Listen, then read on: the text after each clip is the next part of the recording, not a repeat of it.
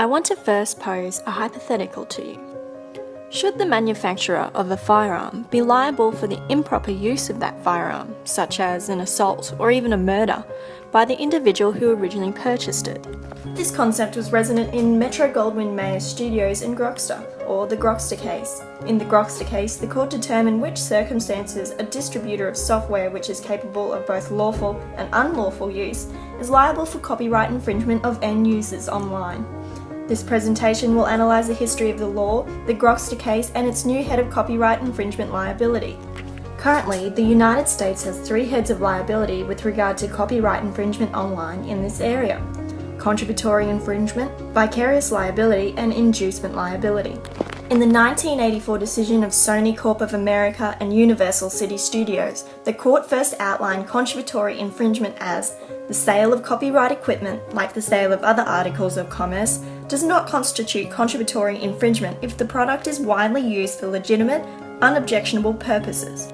Shift forward to the 2001 decision of A&M Records and Napster, where Napster was found liable for both contributory infringement and vicarious liability for online copyright infringement. The court considered Napster's actual and constructive knowledge of the infringement and Napster's possibility to control the material passing through. This decision forced Napster to cease this type of file sharing, and its users sought alternative hosts to access copyright infringing material. Cue the Grokster case. Grokster and Streamcast created and distributed free computer software products which allowed users to utilize peer-to-peer sharing without their content passing through a central server, as was the case in Napster. The software was actively advertised as the alternative to Napster's copyright infringement content. The court unanimously agreed the companies were liable for inducing copyright infringement, favouring MGM. The decision in Grokster thoroughly considered the previous findings to liability as stated in Sony and Napster, namely the intermediary's knowledge and control.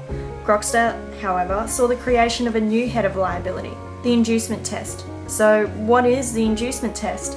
One who distributes a device with the object of promoting its use to infringe copyright, as shown by clear expression or other affirmative steps taken to foster infringement, is liable for the resulting acts of infringing third parties. So, how was it applied in the Grokster case? Firstly, Justice Souter identified the promotion through the ongoing advertising schemes plugging the software as a Napster alternative, such as OpenNap, describing themselves as a #1 alternative to Napster, coding websites to direct users searching Napster to Grokster, and even the name Grokster as an apparent derivative of Napster, among many other similar promotional mechanisms. Secondly, further affirmative steps were evidenced in their communication with users to provide guidance in obtaining copyright infringement content.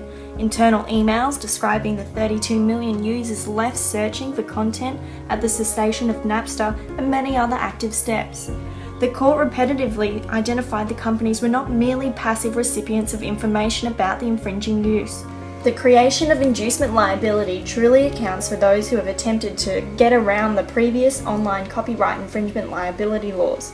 Inducement liability focuses on holding those who create software which is definitively designed and advertised to enable end users to infringe, even when the traditional sense of control is absent.